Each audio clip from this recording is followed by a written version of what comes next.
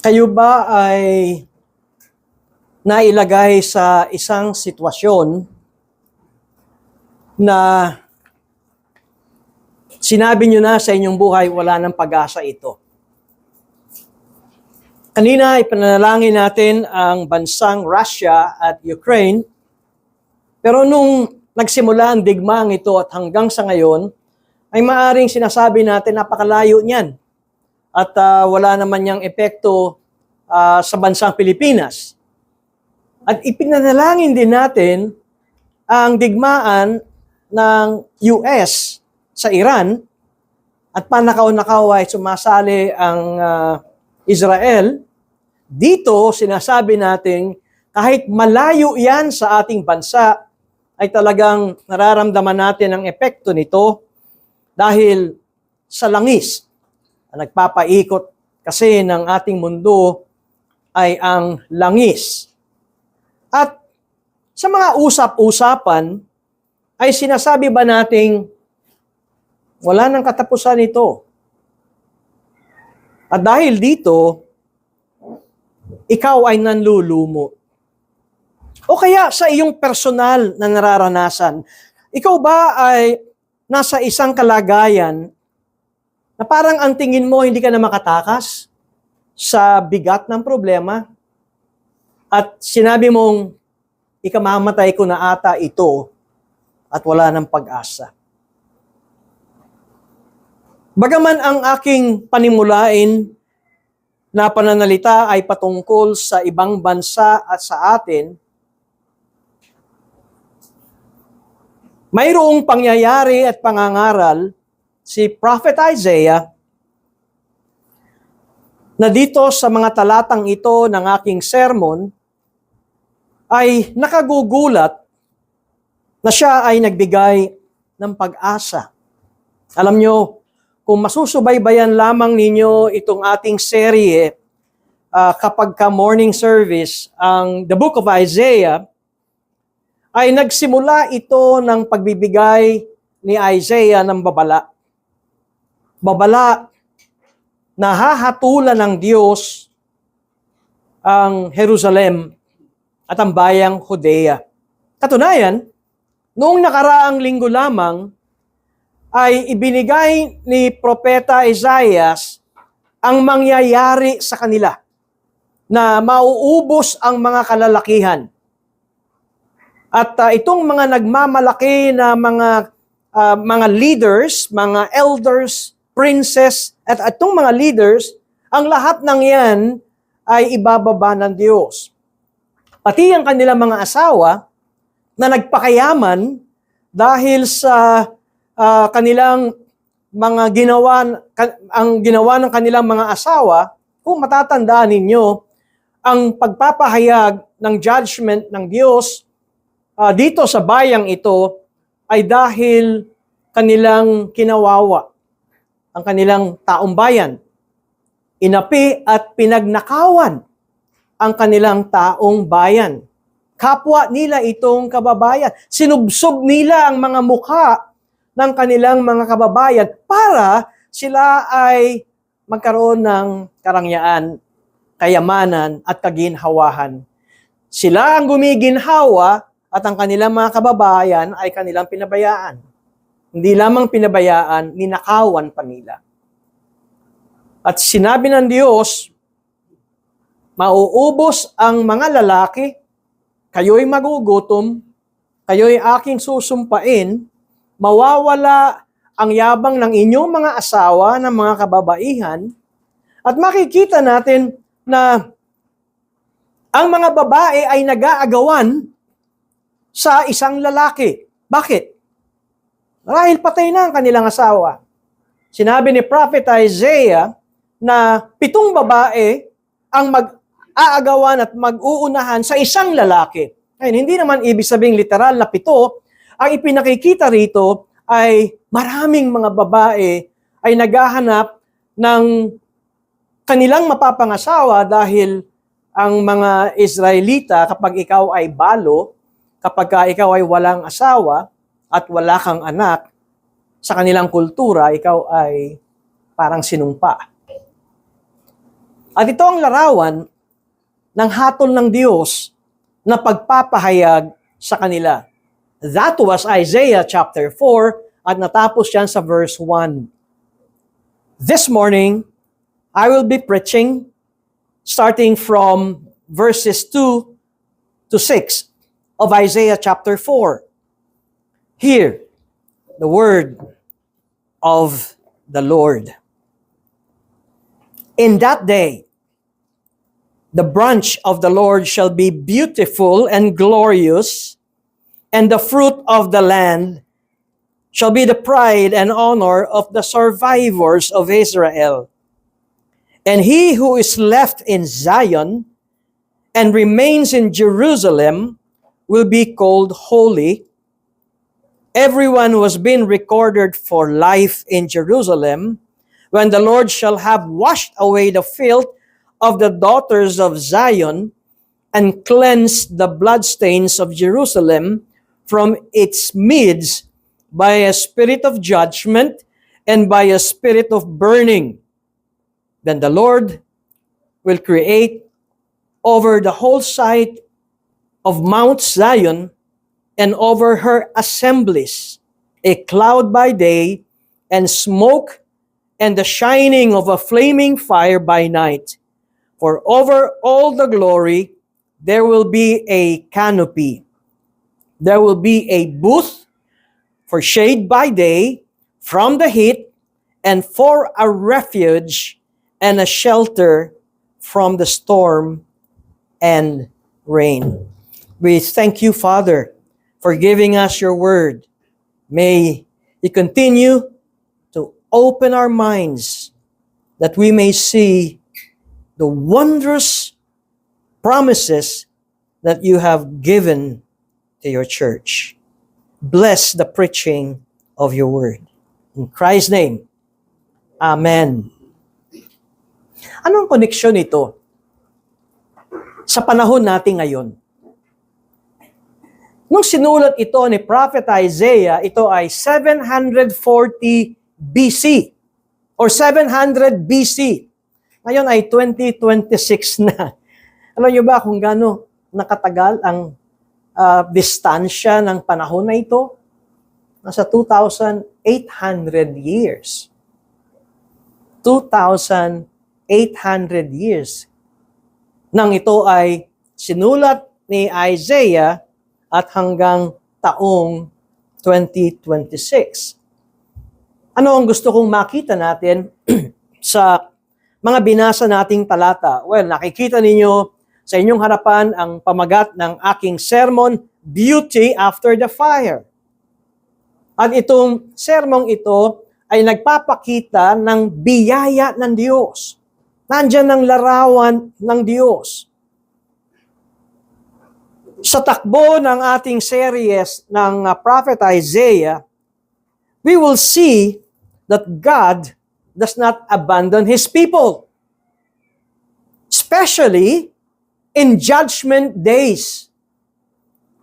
God purifies them, God restores them, and God covers them with His presence. Hindi exempted ang mga mananampalataya na mga Israelita sa kahirapan nung hinatulan ng Diyos ang bayang Jerusalem at ang Judea. Halimbawa, kung ang isang bansang katulad natin ay daraan at dumaraan na nga tayo ng kahirapan, ang sabi ng mga ekonomista, ayon sa kanilang pagtingin ng mga datos, ang Pilipinas ay under ng stagnation. Ibig sabihin, hindi na huminto na ang paglago ng ating ekonomiya at tumataas pa ang inflation. Maaring sinasabi natin, basta mahalaga, ako'y araw-araw nakakabili ng bigas at ulam at pagkain, ay okay yan. Well, for now. At hindi natin alam kung hanggang saan tayo ihahatid at dadalhin ng krisis, ng langis. Ngunit, tayo'y mga Kristiyano. At ang daming pangako na kung ang aking bayan ay tatawag sa Diyos, siya'y diringgin ang mga panalangin ito at ang sabi, and I will heal your land. Ngunit, alam din naman natin when we read the Bible, nandiyan ipinakikita ng Diyos kung papaano tumakbo ang pagkilos ng Diyos, hindi lamang sa isang maliit na bayan, hindi lamang sa Israel, hindi lamang sa Jerusalem, kundi pati ang buong mundo. Dahil nababanggit ang mga iba't ibang mga bansa na naging world power at nagwasak sa Jerusalem. Now, tingnan ninyo. Ang mga Israelita, bagamat sila'y tinawag na bayan ng Diyos, pero hindi naman lahat yun ay mga anak ng Diyos. Bakit ba, paano ba naitayo ang Israel? Nagsimula ito kay Abraham. Nagbigay ang Diyos ng pangako kay Abraham, pararamihin ko ang iyong lahi. Ibibigay ko sa inyo ang pinangako kong lugar sa iyo, Abraham. Ibibigay ko yan sa iyong mga lahi. At pagkatapos sinabi niya, at meron kang isang binhi dadaan sa iyong lahi na magiging pagpapala sa napakaraming bansa. Alam natin yan ay yung lahi na yon o yung binhi na yon ay ang Panginoong Hesukristo.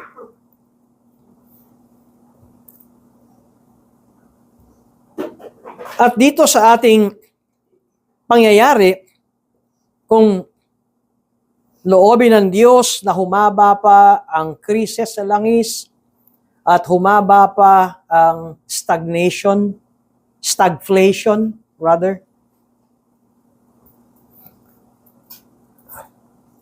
apektado tayo.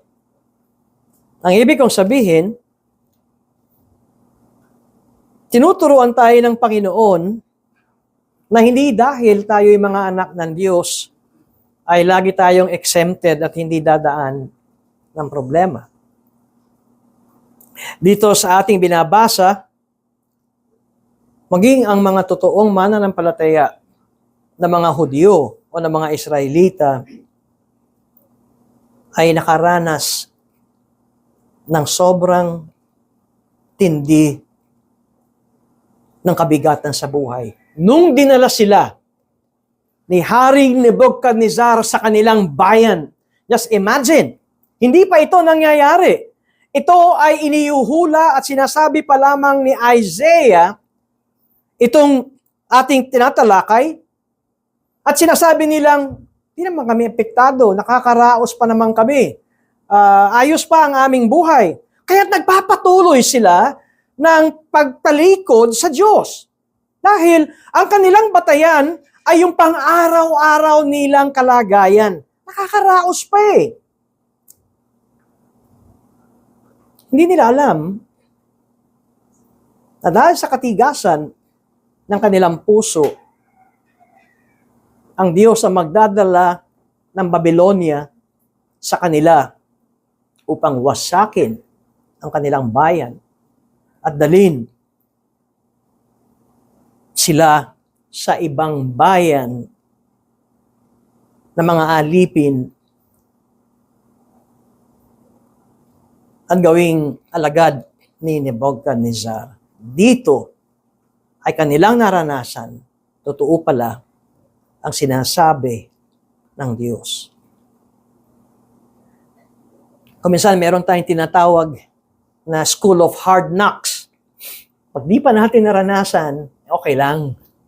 Pero kapag naranasan natin, doon lang tayo nagigising at sinasabi nating totoo pala ang salita ng Diyos.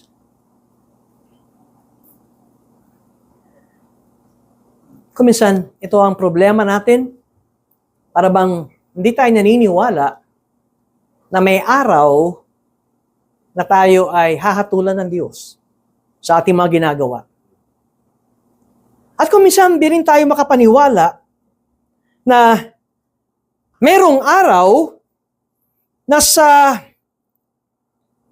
resulta ng paghatol ng Diyos at tila natupok ang lahat ng ating hinahawakang pag-asa. Para bang tuyot na lahat. Imagine ninyo na kayo ay merong pananim at ito ay napeste at nangamatay lahat ng inyong pananim at sasabihin nyo, wala na. Ano pa ang aking kinabukasan? Ano pa ang tutubo sa aking pananim? Ngunit, kung minsan mahirap nating paniwalaan na sa wasak na kalagayan ay ang Diyos ay maaring gumawa't mag-angat ng kagandahan.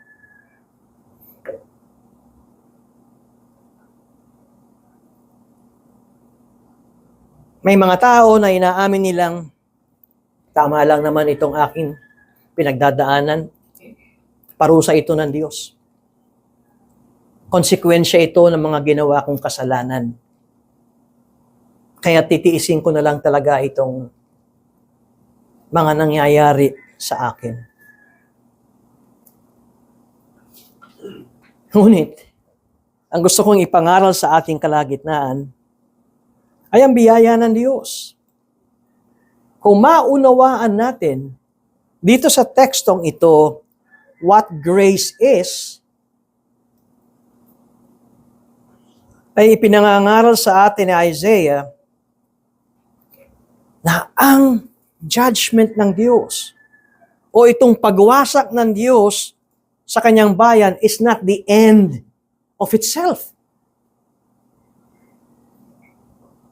Ang sinasabi ni Prophet Isaiah sa atin dito, when God exposes sin, when God exposes human pride, hindi pa tapos ang Diyos sa taong yan. Grace says that the Lord can take a people who have been humbled by judgment and make them radiant with His glory. Kaya nga't, beauty under fire. Beauty after the fire. A picture of God's grace. Isang talata lamang ang pinaghiwalay nitong chapter 4, verse 1 at saka verse 2. Sa verse 1 ng chapter 4, ipinakikita yung nakalulungkot at masalimuot na larawan ng pamilya dito sa Jerusalem. 7 women shall take hold of one man in that day, saying, we will eat our own bread and wear our own clothes. Only let us be called by your name. At pagkatapos, take away our reproach. Pagkatapos sa verse 2, in that day, the branch of the Lord shall be beautiful and glorious, and the fruit of the land shall be the pride and honor of the survivors of Israel. This is the grace of God. In that day, hinatulan sila ng Diyos dahil sa kanilang kasalanan. But in that day, ang sabi sa verse 2, God does not let sin have the final word. Nakita niyo yung point ko? Madali tayong humatol kuminsan. Nature natin yun eh. Likas natin na humatol tayo panlabas. Yan, napakasamang tao niya, wala nang pag-asa yan. Ganun tayo. Ang point ay, hindi natin nakikita ang mahiwagang pagkilos ng Diyos. Tayo, dahil tayo ay bumabatay sa panahon sa kasalukuyan nating tinatayuan, kaya ang ating judgment ay sa kasalukuyang nangyayari. Ngunit iba ang Diyos. Lagi nating sinasabi, ang Diyos ay labas sa oras, araw, buwan, taon, at napakahabang panahon. Bakit? Dahil ang Diyos ang gumawa ng araw, oras. Kaya sa Diyos ay walang 2026. Sa Diyos ay walang 2027. Dahil lahat yan, yung nakaraan at mga darating pa, ay gawa ng Diyos. Kung kaya't si Prophet Isaiah, bago pa mangyari, ay sinasabi na niya. Paano yun? Dahil ipinakita sa kanya ito ng Diyos. Matandaan ninyo, nung sinimulan natin ito ng chapter 1, verse 1 ng Isaiah, ang unang-unang sinasabi dito, the vision of Isaiah, the son of Amos, which he saw concerning Judah and Jerusalem in the days of Uzziah, Jotham, Ahaz, and Hezekiah, the kings of Judah. Dahil sa ugnayan ng Diyos kay Isaiah, binigyan siya ng karunungan. Hindi ko malaman kung itong vision na ito ay yung interpretasyon nating para bang pinapanood mo ito sa sinihan or binigyan siya ng karunungan sa kanyang kaisipan ng direksyon na mangyayari.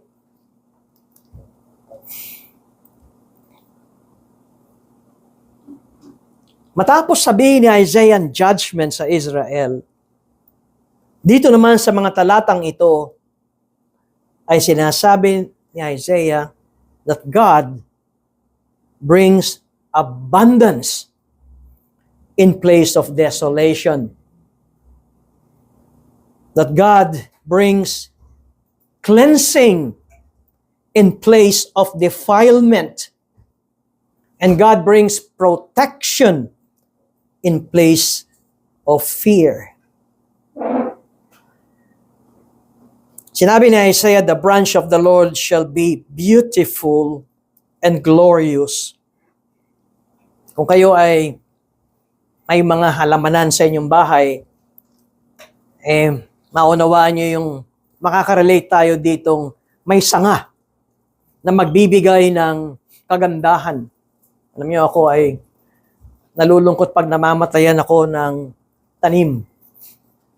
Sinisisi ko yung insekto, yung uod at ano pa man na, o kaya baka nawawala na yung nutrients ng lupa, o kaya baka sobra dilig ko. At makikita kong talagang patay na ito. Abay, pagtapos ng isang linggo, may umuusbong doon sa parabang sinabi mong patay na tangkay. At may umuusbong na bagong sanga. Anong ibig sabihin nun? Ako, kapag nakita ko yun sa parang patay na tanim at may umuusbong na sanga, sa akin ay nangungusa, may buhay pa. It speaks of life springing up where everything seems dried and died, na dapat na lang putulin. At itong sinasabi ni Prophet Isaiah, after judgment, after loss, and even after shame. Nakita niyo yung shame sa mga kababayan, mag-aagawan sila 7 babae sa isang lalaki. After shame, God causes something living and beautiful to grow again. Ito ang isang tema ni Isaiah, yung the branch of the Lord. Dahil pag tinignan natin, sa napakaraming sulat ni Isaiah, tinutukoy niya kung sino itong branch na ito. And I will read quickly sa Isaiah chapter 11, verses 1 to 2, there shall come forth a shoot from the stump of Jesse, and a branch from his roots shall bear fruit. Sinasabi rito ni Isaiah na mayroong darating pa a future ruler na manggagaling sa lahi ni David. Alam nyo, ang mga Hudyo, ang mga Israelita, ay naghihintay nito na manggagaling sa lahi ni David na magiging isang pinuno dahil nung panahon ni David, those were the triumphant days of Israel. Wala nang gusto makipagdigma kay David. Binigyan siya ng Diyos, si David, ng angking talino at wisdom kung papaano makipagdigma. And whenever he goes to war, matagumpay si David sa kanyang mga kaaway. At ngayon sila ay bagsak. Ngunit nagbibigay ng pangako ang Diyos. Ngayon makikita ninyo itong mga haring binanggit ni Isaiah kapag mayroong mga karatig bansa na gusto silang sakupin, nanginginig sila. Natatakot sila. Naghahanap sila. Kanino kaya tayo hingin ng tulong? Kanino tayo makikipagkasundo? Para kapag inatake tayo, ay meron tayong katulong. Nung time ni David, walang ganon. Ang mga karatig bansa ang nanginginig at sinasabing, gusto naming makipagkasundo sa iyo. Kaya mapansin nyo, si Solomon ay nagkaroon ng 700 asawa at 300 inaasawa. Dahil yung mismong mga bansa na nasa karatig nila, ibinibigay ang kanilang mga anak. Asawahin mo na ito para magkaroon tayo ng treaty at kasunduan. Habang wala ng pag-asa ang Israel, there shall come forth a shoot from the stump of Jesse, and a branch from his roots shall bear fruit. Katunayan sa Jeremiah chapter 23 verses 5 to 6, I will raise up for David a righteous branch. At pag tinignan natin itong sinasabi ni Prophet Jeremiah, and by the way, nung si Jeremiah ay nagpo-prophesy o nagbibigay ng pangangaral at hula, wala nang pinagmamalaki ang Israel. Sila ay mga bihag na. And this prophecy ni Jeremiah, itong sanga na ito, this branch, will reign as a king and will act wisely and will bring justice and righteousness. Katunayan, dito ay tinawag na the Lord is our righteousness. Again, Jeremiah 33 verses 14 to 16, habang bihag ang mga Israel, ang sabi ni Jeremiah, I will cause a righteous branch to spring up for David. Muling ipinapayag ni Jeremiah na sa lineage o sa lahi ni David, merong isang hari who will execute justice and righteousness. Ilan lamang yan sa makikita natin na mga pangako. Natapos natin ang aklat ng awit, the book of Psalms, at sa Psalm 132 verse 17, sinasabing, there I will make a horn to sprout for David. There I will make a horn to sprout for David. Sanga na uusbong. Yung sikat na kabanata sa Isaiah 53, in verse 2, for he grew up before him like a young plant, and like a root out of dry ground. Ano yung point ko dito? Ang mga propesiya ni Isaiah ay kanyang sinasabi na mayroong planong magandang kinabukasan ang Diyos sa kanyang bayan. Na hindi lamang sila ay makapagpapatuloy o that they will survive. Kaya nabanggit kanina yung sa verse 2 ng Isaiah 4 na mayroong mga survivors of Israel. Ang point dito ni Isaiah ay hindi niya pababayaan ang kanyang bayan na lugmok sa kasalanan, lugmok sa kahihiyan, wala nang ipagmamalaki. God intends them to be fruitful, holy, and secure.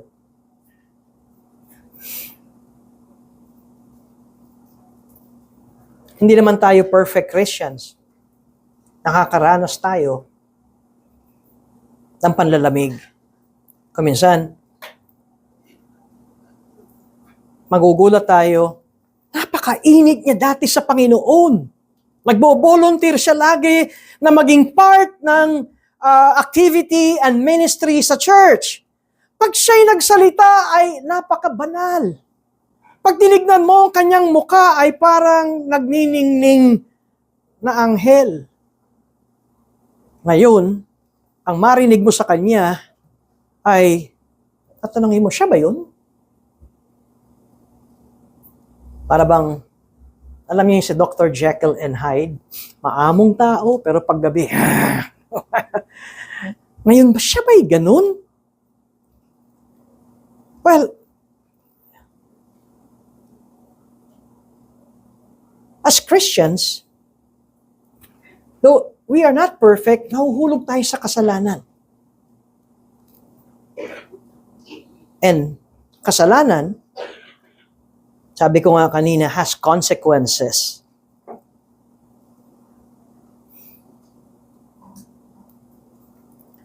And there will be seasons kapag tayo ay namumuhay sa kasalanan, our obedience unto the Lord will be weak.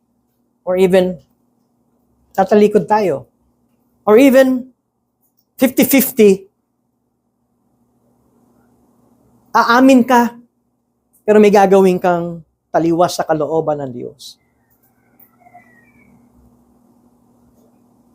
And you would notice that parang you can never enjoy, hindi mo na na-enjoy ang panalangin, ang prayer life mo. Parang hindi mo na rin enjoy ang ganitong pagtitipon. Ang corporate worship.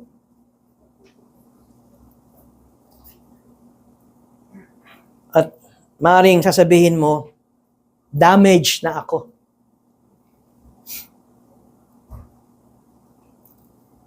Maaaring ito rin ang isang dahilan kung bakit ang mga nawawala sa ating kapulungan ay hindi na bumabalik dahil sa hiya.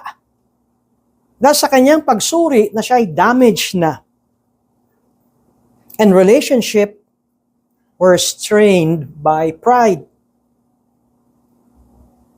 At makikita ninyo, joy has been diminished because of hidden sin. And faith weakened by disappointment.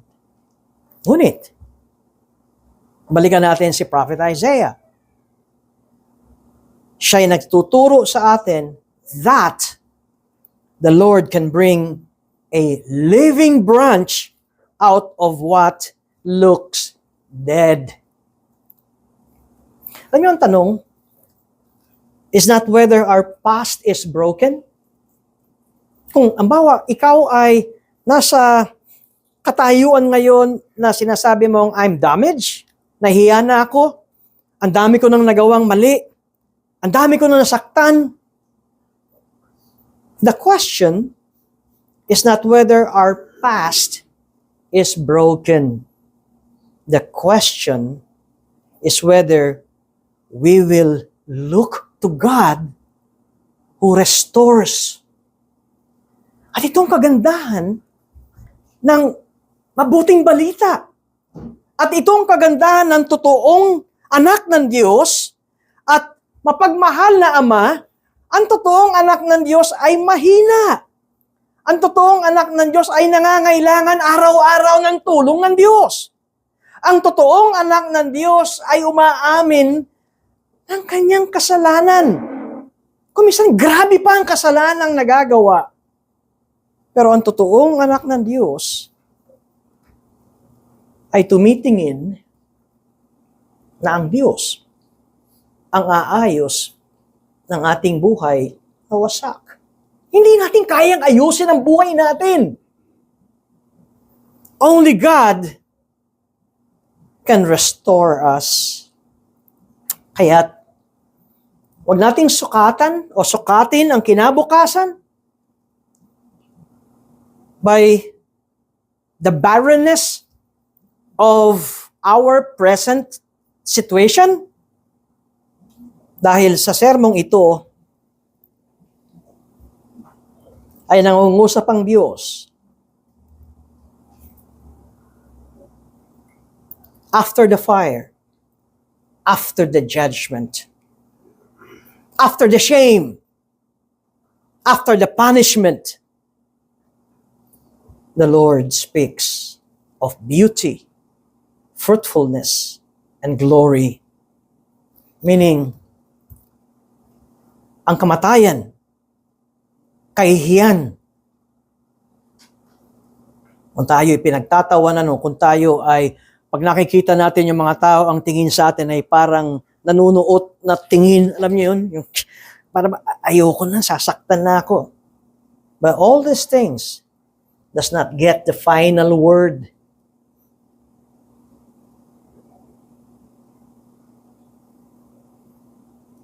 And we are being encouraged by Prophet Isaiah to bring our grief to our Lord Jesus Christ. To bring the shame, the regret, and the spiritual dryness to Him and Him alone. Kamisa, di ba nagpe-pray tayo na, Lord, ayusin mo naman yung problema ko. Ayusin mo naman yung circumstansya ko. Pero kung minsan, I think we need to rephrase our prayer na sabihin natin, Lord, make me fruitful again for your glory. Make me fruitful, katulad nung mga nakaraan kong buhay when I first met you, nung nakilala kita, na nandoon yung sigla at yung galak sa isip at puso ko. Andun lagi yung excitement ko. Ikaw yung number one sa buhay ko. Make me fruitful again for your glory.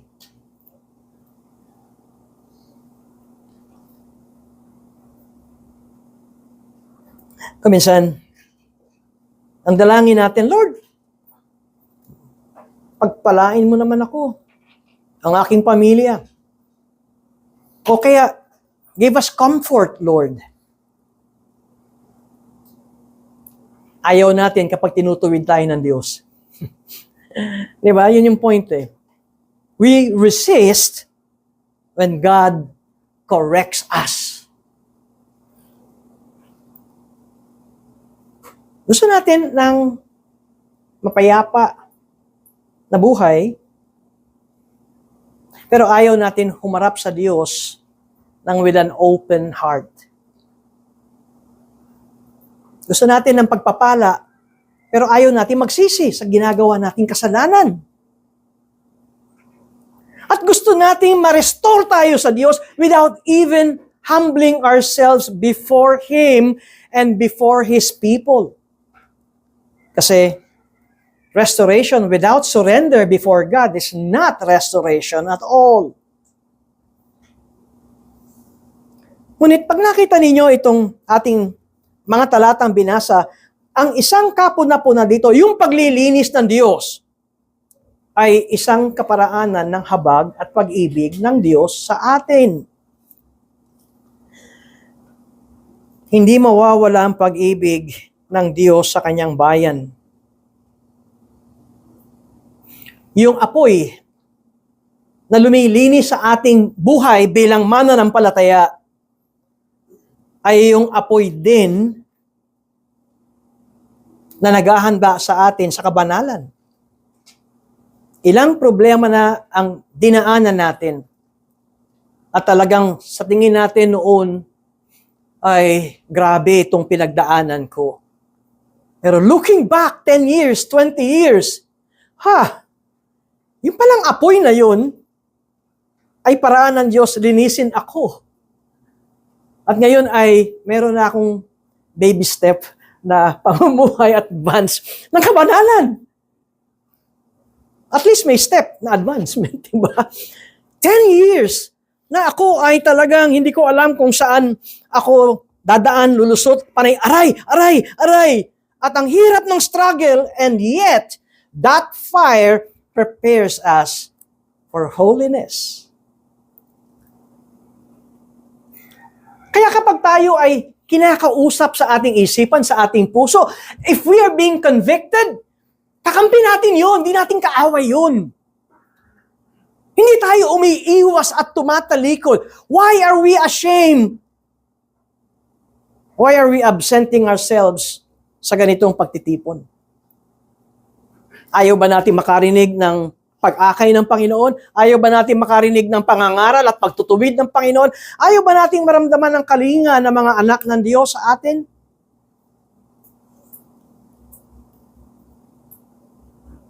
Nawa, huwag kayong masaktan kapag kami nagpa-follow up sa inyong, bakit ang tagal ka na naming di nakikita? Nawa. Kasi, pagka ang dating sa iyo ay, may personal ka ba? Buhay ko to eh. No. When you are being convicted, o kapag ka nandoon yung conviction, it is not our enemy. Kapag ka ang Diyos ay may ipinapakita sa ating kasalanan, kapag ka ang Diyos ay may tinuturo sa atin, yung binibigyan natin ng importansya sa buhay, ay wala naman palang nakapagbibigay ng settlement sa akin. Alam niyo, may mga ganong Kristiyano. Ang kanilang intindi na makapagbibigay ng katatagan sa kanila ay ang ibang paraan, hindi ang Diyos.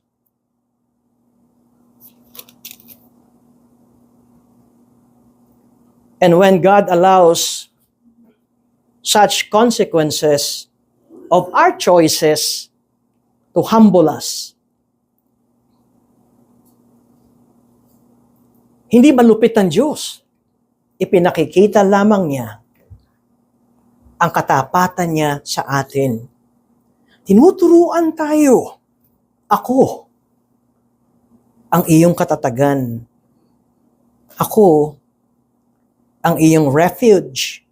Ako ang iyong shelter from the storm and rain. Kaya tanungin natin ang ating sarili, mga kapatid. What habit, what attitude, what bitterness, pride, or even compromises ng buhay natin that needs to be washed away?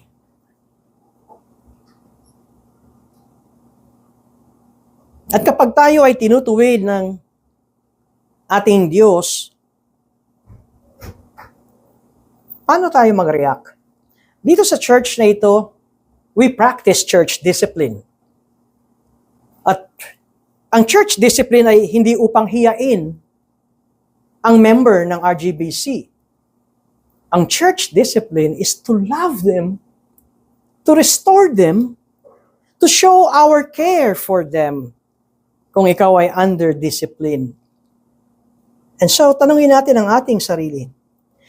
If you are being corrected, o kung tinatawag ang iyong atensyon, paano mo ito tignan? Ito ay tinitignan mo na ito ang paraan ng Diyos na ako ay kanyang ibalik at tuwirin at ituwid. The Christian life is not merely forgiveness from the past. It is life under the covering presence of God.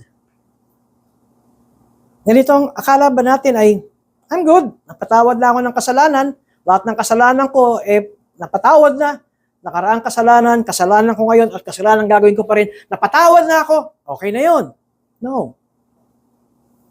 It is not merely forgiveness from the past, from the present, and even for the sins that we are about to commit sa future. Makita natin ang buhay natin is under the covering presence of God. Alam niyo, hindi lamang tayo pinatawad ng Diyos sa ating kasalanan, tayo ay Kanyang aakayin, tayo ay Kanyang tuturuan, tayo ay Kanyang itutuwid.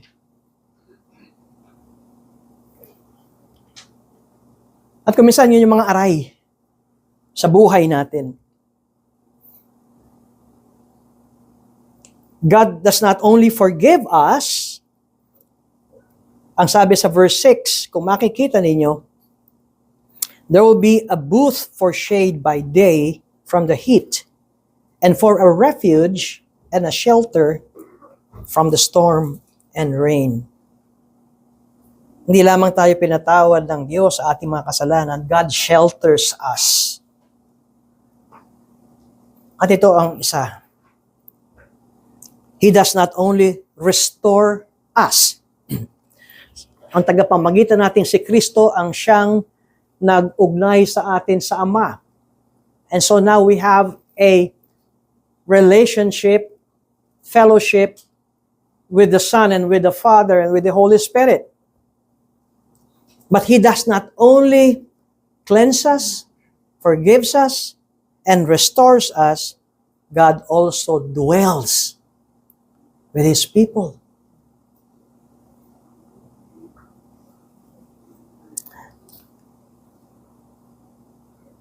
Meron ako isang pinost kagabi. I hope you read it sa ating group chat. A quote from a theologian. That whenever the church is gathered, ito ang tugon sa lahat ng ating social problems. Nakakapagtaka. Napakasimple, di ba? Sumasamba tayo, maawi tayo, nanalangin tayo, nakikinig ng pangangaral. How will this help us sa ating social ills? How? It's because God dwells with His people.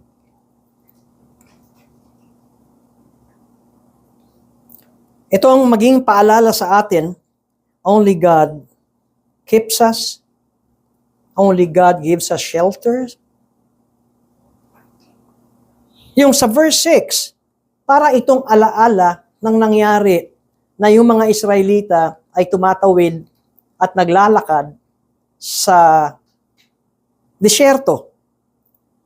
Sa mainit na panahon, ang Diyos ay nagbigay ng shade. At pagkatapos, refuge and shelter from the storm and rain. Kapag nabanggit ang refuge at kapag nabanggit ang shelter, ang ibig sabihin nito, tayo ay nasa panganib. At araw-araw, kung ikaw lamang ay magiging sensitibo sa buhay mo bilang Kristiyano, araw-araw, under attack tayo ng demonyo. Under attack tayo ng mga kampo ng demonyo. Under attack tayo ng sistema ng mundong ito na ang demonyo ang siyang nako-control. We are always under attack. Ang refuge natin ay ang Diyos. Ang shelter natin ay ang Diyos. And that is why Isaiah calls us to return to the Lord as our refuge. In suffering, His presence is shade. In temptation, God's presence is our protection. In fear, God's presence is shelter. In worship, God's presence gathers His people under glory. Dito natin makikita ang kaibahan ng ganitong simpleng pagtitipon. Ipinakita ni Isaiah ang larawan sa Old Testament ng mga Israelita habang sila ay nasa wilderness, na mayroon silang shade, na mayroon silang apoy. Yung apoy na yon ay hindi sila upang bigyan sunugin, pero that fire is for their protection. Tinatanong ko dati yung mga campers, bakit ba kinakailangan tayong gumawa ng bonfire pag matutulog tayo sa tolda, yung mga open field? Para hindi tayo gapangan ng ahas. Ayaw ng ahas ng apoy. Para hindi tayo puntahan ng mga stray dogs, yung mga ganon. Ayaw nila ng apoy. At itong sinasabi sa atin sa verse 6 ng chapter 4 ng Isaiah. In worship, God's presence gathers His people under glory. Wala nga lang tayo makikita ritong parang canopy, pero itong sinasabi ng Diyos. When we worship Him, nandun ang kanyang glory. And so in closing,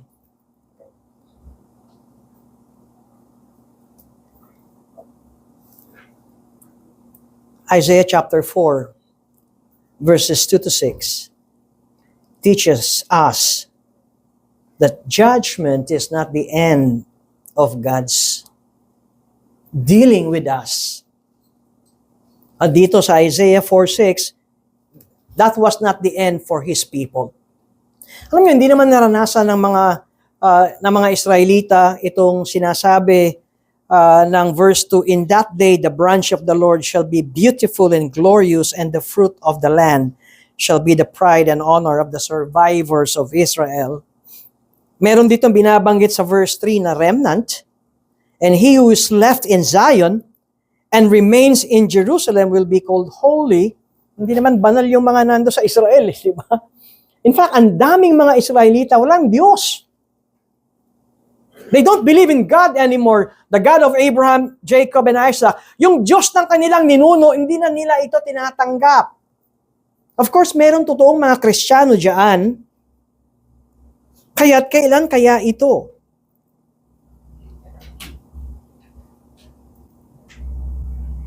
When the Lord shall have washed away the filth of the daughters of Zion and cleansed the bloodstains of Jerusalem from its midst by a spirit of judgment and by a spirit of burning. Hindi ito literal na mga Hudyo. Ito ang mga pinili ng Diyos. At ito ang dahilan kung bakit ang Panginoong Jesus, Diyos na nagkatawang tao, siya ang umako ng spirit of judgment and the spirit of burning. Siya ang namatay sa krus. At ang kamatayan ng Panginoong Jesus ang siyang nagtanggal ng karumihan ng daughters of Zion, at ang dugo ni Jesus ang siyang naglinis ng bloodstains of Jerusalem. Beyond the judgment, beyond the fire, there is beauty. Beyond cleansing, there is holiness. And beyond fear, there is shelter. And the Lord who exposes sin is the same Lord who restores sinners.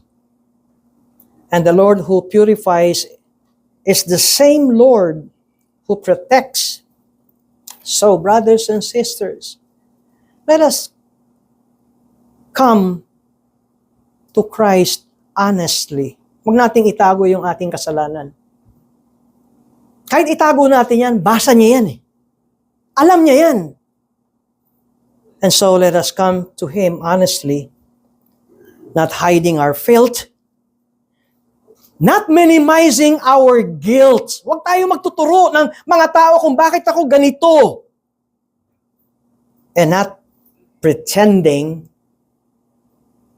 we can fix ourselves, or we can find refuge sa ibang kaparaanan. Let us come to the branch of the Lord, who is beautiful and glorious. And let us be washed by His grace, made holy by the Holy Spirit, and covered by His presence until the day when His glory is our everlasting refuge. Let's pray. Maraming salamat, Panginoon. Kahanga-hanga ang propesiya ni Isaiah. Matapos dumaan ang 700 taon, dumating kayo, Diyos, ang sanga ng Panginoon, the branch of the Lord. At kayo ang umako ng aming pong mga kasalanan nang kayo'y pinako sa krus. Ang inyong dugo ang siyang naglinis ng aming kasalanan. Ang inyong kamatayan ang siyang nagbayad ng kaparusahang kamatayan namin. Ang pagkabuhay na muli ninyo ang siyang nagbigay sa amin ng pag-asa na ang kamatayan ay hindi katapusan. Ang inyong salita ang siyang aming katapusan. Ang inyong mga pangako ang siyang aming pinangahawakan. Kung kaya't anuman ang aming pinagdadaanan sa mga kasalukuyang panahon ngayon, matuto kaming